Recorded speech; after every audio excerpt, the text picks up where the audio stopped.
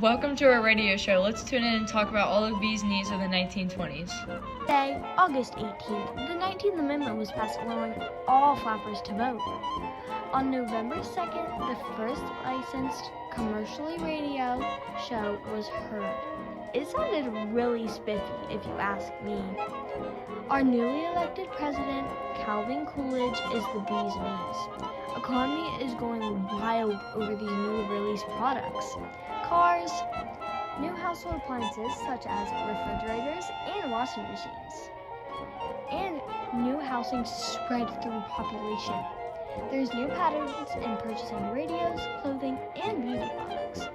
All of these products are really the cat's meow. Now let's hear about criminals and famous crimes. Al Capone is one of the most famous gang members of the 1920s. He is and most known for gambling, prostitution, bootlegging, bribery, narcotics, trafficking, robbery, protection rackets, and murder. On May 17, 1929, Al Capone and his bodyguard were arrested in Philadelphia for carrying concealed deadly weapons. Within 16 hours, they had been sentenced to terms of 1 year each.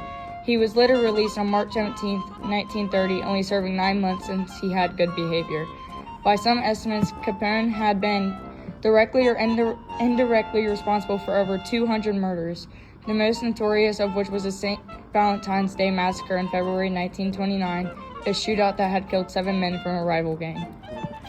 Some sports that were popular were horse racing, golf, and tennis. Horse racing became a bigger deal and more popular because state governments legalized on-track betting, which made the sport become even more popular. Horse racing was a lot more nerve-wracking and faster in the 1920s than it is today. The 3 main horse racing events were the Kentucky Derby, the Preakness Stakes, and the Belmont Stakes. The leading horse racer was Man o' War. Golf was also very popular, and after golf was invented, it was actually banned for years, 3 times, because the Scottish government believed that it was interfering with the military training. And in the past, golf was viewed as only for the upper class, but in the 1920s, the game was appealed to the middle class. The popularity of tennis actually increased dramatically in the 1920s. Tennis was very popular for women, and in the Summer Olympics, a total of 75 tennis players with 52 men and 23 women. The most famous female tennis player was Suzanne Lenglen, and the most famous male tennis player was Tilden. People who played tennis were very fashionable, and the outfits they wore while they played tennis were also very fashionable. The men's tournament was held in New York City, and it lasted from August 30th to September 6th, 1920. Today is all shiw with the women. The fashion they are wearing are dresses that show ankles, legs, and shoulders. Young girls are wearing baby doll, sailor-like dresses. But older girls look pretty spiffy also. They are wearing what the women are wearing. Young boys wore short pants with a matching jacket or a short overall with a shirt. And the men are very chic also. They are wearing tuxedos, well-tailored pinstripe suits, raccoon fur coats, silk shirts, and bow ties.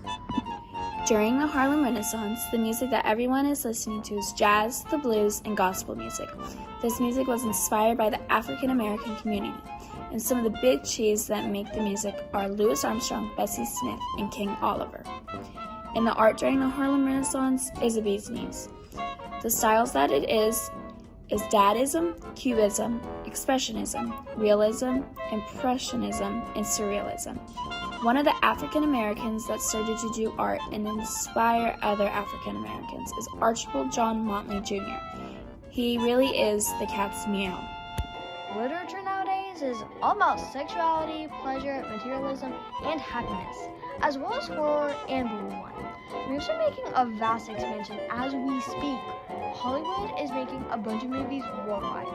Movies are extremely important. It's giving lots of Americans more disposable income to spend on entertainment.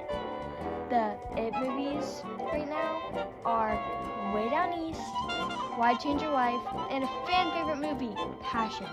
Movies are impacting everyone around the world. Movies are really it right now. Other bee's knees movies are The Garden of Eden, Shooting Stars, The West of Hot Dog, Seventh Heaven, and One Exciting Night. These movies really are the bee's knees. The first Macy's Thanksgiving Day Parade was on November 27, 1924, when employees marched through 34th Street dressed as clowns, cowboys, and knights. The parade introduced giant character balloons. The first float that they had was Felix the Cat. They did the parade to promote holiday sales in the retailer's newly expanded Herald Square store. Another bee's knees was flagpole sitting. Flagpole sitting was started by a stunt actor named and former sailor Alvin Shipwreck Kelly, who went and sat on a pole for a dare by one of his friends or for a stunt for 13 hours and 13 minutes. People then started setting world records for 12, 17, and 21 days. After people were setting records for multiple days, Shipwreck then decided to reclaim his title and he sat on a pool for 49 days. Then the following year, Bill Penfield broke his record by sitting on a pool for 51 days and 20 hours until a thunderstorm came and forced him down. Sliced bread was probably the best thing that happened in the 1920s. Sliced bread made it to where you didn't have to manually slice it, you could just buy it and it was already sliced. It made it so much easier to enjoy your bread with your cup of tea. Come get some sliced bread at your local farmer's market today. Did you fall and scrape your knee while riding your bike? Come down to your local pharmacy and get a pack of Band-Aids. Band-Aids are very reliable and make it to where you can apply the bandage yourself very easily. Thank you for joining our radio show and listening to us talk about all of the bee's knees back in the 1920s.